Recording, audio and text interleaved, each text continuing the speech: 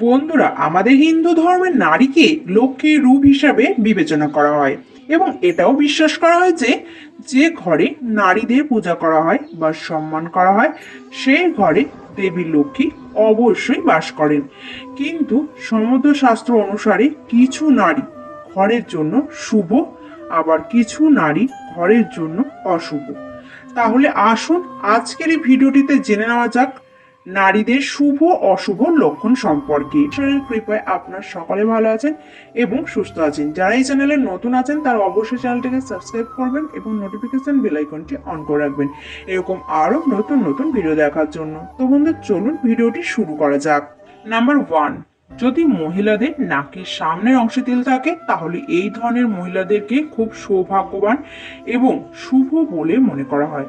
তার ঘরে আসার সাথে সাথে বাড়ির ভাগ্যের উন্নতি হয় এবং এই জাতীয় মহিলা তার শ্বশুর বাড়িতে সব ধরনের সুখ পান। নাম্বার 2, যেসব মহিলার চোখ বাদামি, এই ধরনের মহিলারা খুব রাগী প্রকৃতির হয় এবং এই ধরনের মহিলাদের অশুভ বলে মনে করা হয়। নাম্বার 3, যেসব মহিলার আঙুল লম্বা এবং সরু, এই ধরনের মহিলারা তাদের স্বামীদের জন্য খুব ভাগ্যবান বলে প্রমাণিত হয় এবং তারা তাদের শ্বশুর বাড়িতে অনেক সুখ নিয়ে আসে। নাম্বার 4, যেসব নারীর হাতে বা পায়ের শিরা দেখা যায় সেসব নারীকে খুবই শুভ বলে মনে করা হয়। এই নারীরা যে বাড়িতেই যান না কেন দেবী লক্ষ্মী অবশ্যই সেই বাড়িতে বাস করেন এবং তার বাড়িতে সুখ সমৃদ্ধি ও গৌরব আসে। নাম্বার 5, যেসব মহিলার রাশি মেষ, মীন এবং বৃশ্চিক, তাদের খুব ভাগ্যবান বলে মনে করা হয়। এই ধরনের মহিলারা তাদের জীবনে দুর্দান্ত সাফল্য অর্জন করে। নাম্বার 6, যেসব নারীদের চুল লম্বা তাদের পরিবারের জন্য খুবই শুভ বলে মনে করা হয় এবং তাদের স্বভাব খুব ভালো হয়। নাম্বার 7, যেসব নারীর কানে চুল থাকে এই ধরনের নারীদের শ্বশুর বাড়িতে অনেক অসুবিধার সম্মুখীন হতে হয় এবং এটি তাদের নিজের বাড়িতেই কষ্টের কারণ হয়ে দাঁড়ায়। নাম্বার 8, যেসব মহিলা হাঁটলে পায়ের নিচ থেকে ধুলো ওড়ে এই ধরনের মহিলারা তাদের পরিবারের ধ্বংসের কারণ হয় এবং খুব অশুভ বলে বিবেচিত হয়। নাম্বার 9, নারীর কণ্ঠস্বর পুরুষশালী ধরনের হলে জেদি বিপদগামিতা নির্দেশ করে। এছাড়াও নারীর কণ্ঠস্বর কর্কশ হলে তা অশুভ লক্ষণ। নারীর কণ্ঠস্বর ভাঙা ভাঙা হলে সে জীবনে নানান রোগে কষ্ট পায়। নাম্বার 10, যেসব মহিলার কপাল লম্বা এই ধরনের মহিলারা তাদের স্বামী এবং শ্বশুরবাড়ির জন্য অশুভ বলে বিবেচিত হয়। নাম্বার 11, জীব নরম ও গোলাপি হওয়া মহিলাদের জন্য দারুণ শুভ। এই মহিলারা বিপুল সুখ ও সৌভাগ্যের অধিকারী হন। এরা যেখানে থাকেন সেখানেই যেন সুখ ও সমৃদ্ধির জোয়ার বয়ে যায়। এই ধরনের মহিলারা তাদের জীবনে অনেক উন্নতি করে এবং তারা তাদের জীবনে প্রতিটি সুখ পায় এবং তারা তাদের সুখ रचा है सृष्टि को जिस प्रभु ने वही ये सृष्टि चला रहे हैं। रचा है सृष्टि को जिस प्रभु ने वही ये सृष्टि चला रहे हैं। रचा है सृष्टि को जिस प्रभु ने वही ये सृष्टि चला रहे हैं। সৌন্দর্য বাড়িয়ে দেয়। নাম্বার 14, যে মহিলাদের পেট কলসির মতো তারা সারা জীবন সুখ সমৃদ্ধি এবং গৌরব অর্জন করে। এই ধরনের মহিলাদের তাদের জীবনে কোনো অসুবিধার সম্মুখীন হতে হয় না। নাম্বার 15, যেসব মহিলার দাঁত লম্বা এই ধরনের মহিলারা সব সময় নিজের কথা ভাবে এবং তারা কারোর কথা শোনে না, তাদের অনেক রাগ থাকে।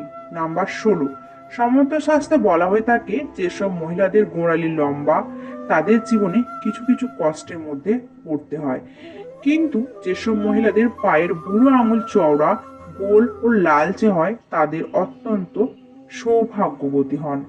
নাম্বার 17, চোখ সুন্দর হয় যে মহিলাদের তাদের ভাগ্য খুব ভালো হয়। এরা নিজেদের চারপাশে ভালোবাসা ও আনন্দের পরিবেশ তৈরি করে রাখেন। চোখের কোণ লালচে হলে সেই মহিলারও অত্যন্ত সৌভাগ্যশালী হন। নাম্বার 18, মহিলাদের শরীরে নাভির কাছে তিল থাকা অত্যন্তই শুভ। নাভির কাছাকাছি যে মহিলাদের তিল থাকে তারা শুধু পরিবারের জীবনে সৌভাগ্য নিয়ে আসেন তাই নয়, পাশাপাশি সুখ ও সমৃদ্ধি বাড়িয়ে তোলে। নাম্বার 19, যেসব মহিলার ঘাড়ের হাড় দেখা যায় এই ধরনের মহিলারা খুব উচ্চ মানের হয়। জীবনে এগিয়ে যেতে এদের অনেক ধরনের সংগ্রামের মুখোমুখি হতে হয়, কিন্তু একদিন অবশ্যই সফল হয়। নাম্বার 20, যেসব নারীর কানে তিল থাকে এই ধরনের নারীরা বিয়ের পর স্বামীর ভালোবাসা পায় না। নাম্বার 21, যাদের চুল ছোট এই ধরনের মহিলারা খুব ভালো জীবনসঙ্গী পান এবং তারা তাদের স্বামীর জন্য খুব শুভ বলে প্রমাণিত হয়। নাম্বার 22, যেসব মহিলাদের ডান হাতে যে কোনো জায়গায় দুটি তিল থাকে এই ধরনের মহিলাদের খুব শুভ বলে মনে করা হয় এবং তাদের জীবন খুব সুখে কাটে। নাম্বার 23, যে মহিলাদের হাতে বেশি রেখা থাকে এই ধরনের মহিলারা বেশি দিন বাঁচেন এবং এই ধরনের নারীর পূজা পাঠের প্রতি বেশি আগ্রহ হন। নাম্বার 24, যে মহিলাদের গলার মাঝখানে তিল থাকে তাদের খুব শুভ বলে মনে করা হয়।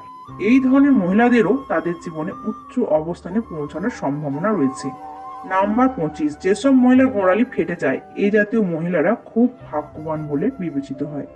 এই জাতীয় মহিলা তার পরিবারের সাথে পূর্ণ ভালোবাসায় তার বাড়িতে থাকেন এবং তাদের চিন্তা ভাবনা খুবই ভালো। নাম্বার 26, যেসব মহিলাদের ঘাড়ের পিছনে তিল থাকে তাদের অশুভ বলে মনে করা হয়। তাদের জীবনে নানান ধরনের ঝামেলা পোহাতে হয়। নাম্বার 27, যে মহিলাদের পা লম্বা এবং সরু এবং মহিলাদের খুব শুভ বলে মনে করা হয়। এই ধরনের মহিলারা তাদের শ্বশুর বাড়িতে দেবী লক্ষ্মীর রূপ হিসেবে বিবেচিত হয়। তারা যে বাড়িতেই যান না কেন অর্থের অভাব হয় না, সেই ঘর সর্বদা ধন সম্পদে পরিপূর্ণ থাকে এবং মা লক্ষ্মী বাড়িতে বিশেষ আশীর্বাদ বর্ষণ করেন। নাম্বার 28, যেসব মহিলার চোখ বড় তাদের খুব শুভ এবং ভালো প্রকৃতির বলে মনে করা হয়। এই ধরনের মহিলারা খুব দয়ালু এবং দানশীল এবং যে ঘরেই তারা জন্মগ্রহণ করেন আর বিয়ের পর যে বাড়িতে যায় এই দুই বাড়িতে কখনো টাকার অভাব হয় না। নাম্বার 29, যেসব নারীর গালে তিল থাকে তারা খুব ভালো প্রকৃতির হয়। এই ধরনের মহিলাদের লোভ লালসা থাকে না। নাম্বার 30, যেসব মহিলার হাত লম্বা এবং সরু এই ধরনের মহিলাদের খুব শুভ বলে মনে করা হয়। এই ধরনের মহিলা যাকে বিয়ে করে সে খুবই ভাগ্যবান হয়। তো বন্ধুরা, আজকের পর্বটি এখানে শেষ করছি। আশা করি আজকের পর্বটি দেখে আপনারা অনেকে উপকৃত হবেন। ভিডিওটি ভালো লাগলে অবশ্যই শেয়ার করতে ভুলবেন না।